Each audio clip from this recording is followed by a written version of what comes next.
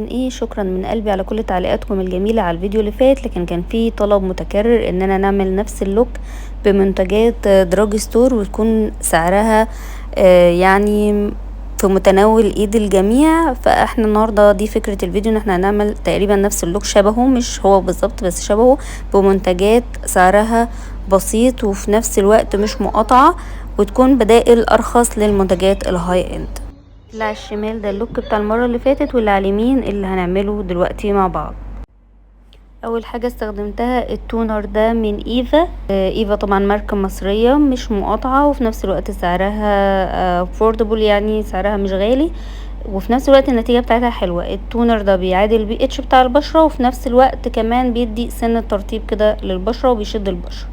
بعد كده المرطب استخدمت لها شان جل من المرطبات الحلوة للبشرة، واللي بيدي شوية افكت ستيكي كده على البشرة، فبيخلي الميك اب يثبت، وكمان بيرطب البشرة حلو قوي قبل الميك اب. دلوقتي بسرح لها حواجبها بالواكس بتاع شمس، برضو شمس براند مصرية، والواكس بتاعها حلو جدا وبيثبت جدا في الحر، يعني من اقوى انواع المثبتات الحواجب اللي استخدمتها.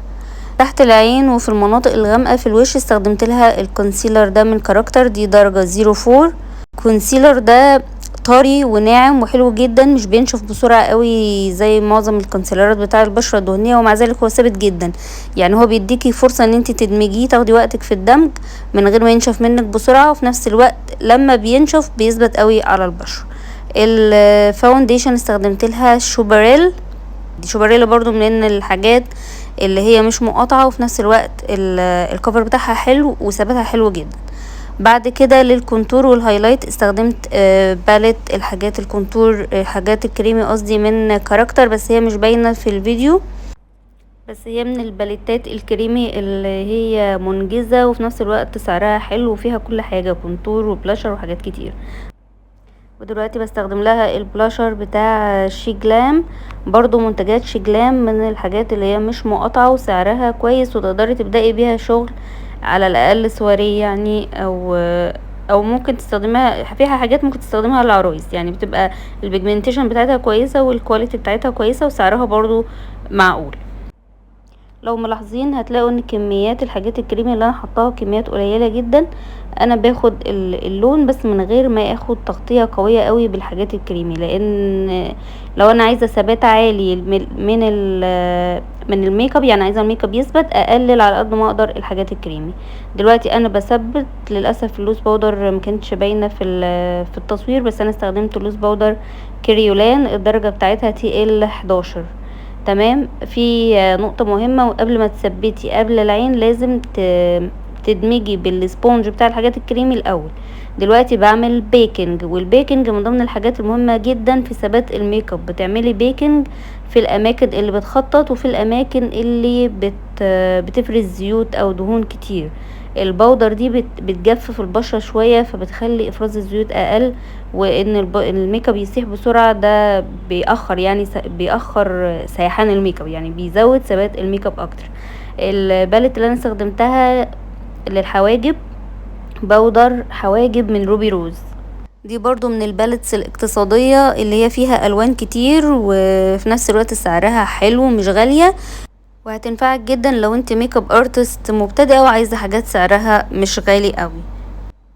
دلوقتي اخدت نفس الكونسيلر بتاع كاركتر اللي هو درجته كانت 04، وبدأت احطه على جفن العين، هرسم بيه الحواجب او هنضف بيه تحت الحواجب، وفي نفس الوقت نفس الكونسيلر هستخدمه كبيز للاي شادو، عشان بعد كده لما اجي احط الاي شادو الالوان تبقى واضحة وقوية، وفي نفس الوقت يثبت لي الاي شادو. الكونسيلر ده من الحاجات اللي زي ما قلت لكم من شوية هو بينشف بعد شوية، فمش هيخطط، فاهمين؟ ما فيهوش زيوت ولا دهون كتير، فمش هيخطط الاي شادو لما اجي احط الاي شادو عليه.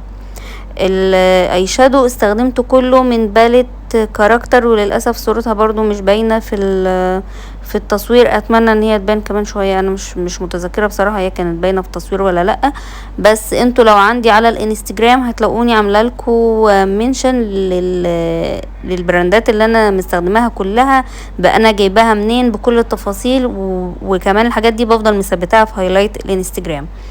الرسمه بتاعت العين كانت رسمه بسيطه جدا زي ما انتم شايفين. هو كان يعتبر سبوت لايت، يعني غامق من جوه وغامق من بره، ومن النص عملنا لايت بسيط كده بال بالشمر الفاتح. دلوقتي بستخدم قلم الحواجب بتاع براوت. انا اعتقد ان الماركه دي مش مقاطعه للامانه، انا مش متاكده، بس اعتقد ان هي مش مقاطعه لان هي مش من ضمن الحاجات اللي كانت نازله في اسماء الحاجات المقاطعه. دلوقتي بستخدم الهايلايتر بتاع ندى سالم، وطبعا ده ابسولوتلي ان هو مش مقاطعه، لان ندى سالم براند مصريه. زي ما انتم شايفين قوه الهايلايتر بتاعها حلو ازاي. بستخدمه كمان في مدمع العين، بستخدم منه درجة فاتحة في مدمع العين عشان ينور لي الجزئية بتاعت مدمع العين دي. الرموش استخدمتها من شي جلام، بس انا عندي تحفظ بسيط على الرموش بتاعت شي جلام، ان هي بس تقيلة شوية، والشعر نفسه الشعرية نفسها طويلة قوي، فهي بتبقى عايزة عين زي عين الموديل اللي معانا كده، شايفين عندها مساحة في العين. لو عين صغيرة للأسف الرموش دي ما بتنفعش معاها.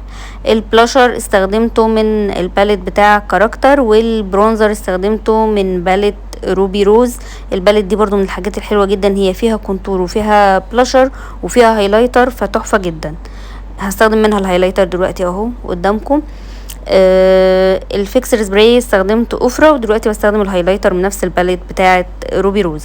الباليت دي زي ما بقولكم حلوه جدا واقتصاديه، وتنفعك جدا لو انت ميك اب ارتست مبتدئه عايزه تجيبي باليت واحده يكون فيها الكونتور والبلاشر والهايلايتر، هي فيها درجتين من كل حاجه، وانت تقدري تمكسي وتطلعي منها الوان تانية كتير. دلوقتي بعمل لها الكونتور بدرجة كونتور بودر غامقة من باليت ميك اب ريفولوشن، برضو من الحاجات اللي هي مش مقاطعة، بس هي سعرها مش قليل قوي، يعني سعرها غالي شوية، بس برضو من الحاجات اللي مش مقاطعة. الروج بستخدم الروج الدبل من كاركتر، هو في ناحية مات وناحية جلوس، بس انا بستخدم الناحية المات. طبعا واضح انا بحب منتجات كاركتر قد ايه. ده دلوقتي الفاينل لوك يا حلوين. هسيبكم مع الفاينل لوك، اتفرجوا وقولوا لي رايكم في الكومنتات، واتمنى يا رب يكون الفيديو مفيد بالنسبه لكم ودمه خفيف على قلبكم. وطبعا طبعا طبعا هستنى ارائكم، انا ببقى مبسوطه جدا وانا بقرا الكومنتات بتاعتكم، واشوفكم على خير في فيديو جديد. يلا باي باي.